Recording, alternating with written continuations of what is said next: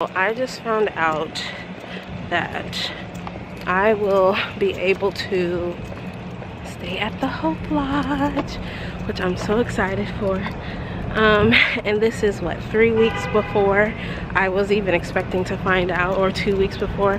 So I'm excited. I have a place to stay, and now I need to secure my flight.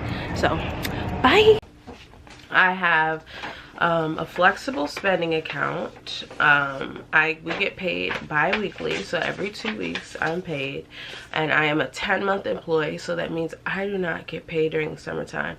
If I were to be paid during the summertime, that would just be the income from 10 months stretched over 12 months. And the way that my county has that set up is where you can put aside a little bit from each check in an account, your summer savings account, that you can only have access to during the months of, I think, July and August, or June and July.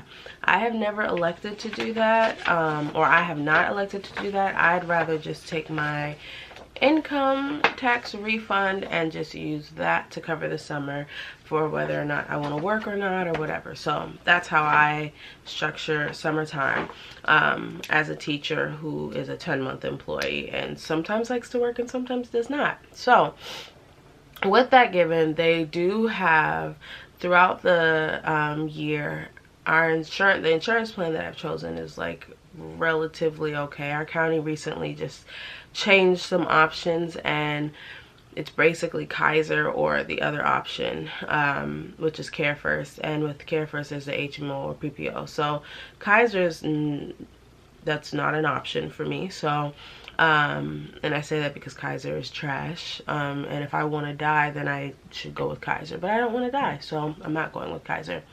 So Care First. So I switched from the HMO to the PPO because the PPO would allow me to have coverage for out-of-network doctors and the Center for Restorative Breast Surgery. It won't even, this place is out-of-network. So I have coverage for 80% of the cost associated with surgery and all of that. So given that, I just got a letter in the mail. This was sent on 110. They've been sending stuff to my dad's house. I don't even know how they got my dad's address. It's so weird. But given that, so or knowing that, the financial lady, her name is Vicky Hart, went over the cost associated. So if you're going to the Center for Restorative Breast Surgery, you will most likely be in contact with Vicky regarding, oh, my phone dropped, darn, regarding financials, and she's really nice and really thorough. So I knew that this was going to be a lot to keep organized, so I went and got myself a happy planner, and I'm so glad because I got it on sale from Michael's like a week after New Year. So we're already a week in, and where people are like, I want to start the year off right. I was like, I'm starting off right, and I'm not buying something that's completely not totally necessary, but it actually has been, and I'm glad I waited a week later until everything was half off, because I got this. Well, anyways, I got a good deal. So my calendar, my January calendar has looked like, guys, insane. And I've written notes because I've had literally every day it's been something with surgery, because I said this PPO plan starts on January 1st, and I'm gonna maximize every single day that I'm paying for this particular insurance coverage. So every week I've been doing something to have something solidified with surgery. So Vicky shared with me, I don't know what day it was. Oh yes, it was within the first week. One of my pre-op appointments is going to be $420, and then my second one is going to be $350. The hospital or slash facility fee will be $0, and ironically she told me the professional fee was going to be $1,300, but in this letter it says $1,000. So I don't know who to believe, but I'd like to go with what is printed, which is $1,000. So that is great. That brings down my cost. So you do the math.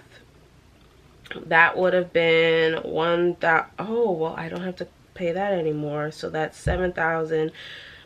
I mean, $770, and out. That's going out for like the 2 appointments that I have before, which I think I showed you. Let me show you. I have 2 pre-op appointments, well, 3 pre-op appointments. The first one being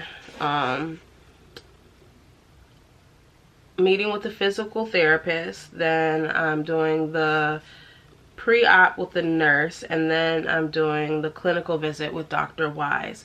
So my pre-op and my physical therapist visit, oh, and maybe the extra $300 is the pre-op for the clinical or for the surgeon fee. Well, those are $420 and $350. So those I am using my flexible spending account, which I took out the max, elected the max amount, which is $2,650 per year, which is pre-tax dollars. So I used that for, I took that out so that I could use for all of my associated medical costs, because I knew only 80% was being covered by my insurance. So it'd be helpful to have that, you know, pre-tax money for things exactly like this. So I will be using my flexible spending account to pay. That's going to be either $1,720 or $2,000 that I'm gonna have to pay out, which I'll still have 600 something left for co-pays and other little associated costs with care this year.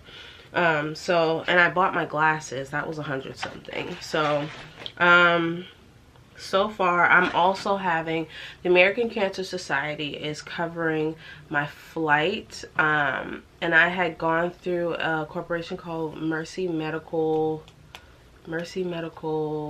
Angel Corporation Network. I need to get the actual name, but I applied because I'm like, people do like runs and walks and all these things for people going through treatment and cancer related stuff, and I'm like, why aren't I tapping into those funds? But it's as if they want you to be like completely flat broke, even though I know there are people who are like that.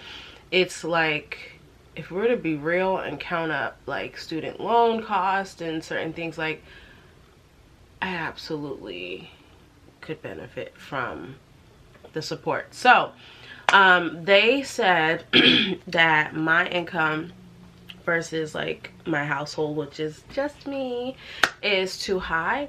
So, but they still, the American Cancer Society covers, will pay for a ticket to go down there, and so my tickets will be covered, and with one caregiver, my friend Juanita's coming with me, and you'll see her in later videos.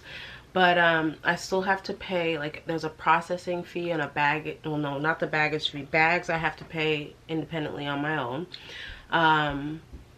depending on whatever airline they choose, or, you know, they book the flight with, I have to pay for that. But they have, that will be $175 that I'll have to pay for the flights, which is really, really helpful. But I guess it's still, stuff's adding up, right? So there's that. Then I'm going to be staying at the Hope Lodge, which is in New Orleans, Louisiana, which is, they have, it's sponsored by, or it's funded by the American Cancer Society, and they have them all over. So that's where I'll be staying to heal, and I'll do a whole, you know, maybe I'll do like an in-depth thing. I don't know if I'll even have time to do that while I'm down there. I'll try to get as much information on that as possible for you guys. But I just want to let you know what costs I've been incurring thus far. I've also paid or bought some anti-nausea bags with my flexible spending account, a neck pillow for the plane and coming back and whatever, and an eye mask, because I struggle with sleeping, and that's gonna help with, like, I can put it in the freezer and it'll help with swelling and stuff. So yeah, I think I'm a little over $2,000 out of pocket at this point. So this surgery, even though I have insurance, it's only covered at 80%. But so as of now, I'm a little over $2,000 that I have to pay out of pocket for this surgery. So it could be worse. So I am happy because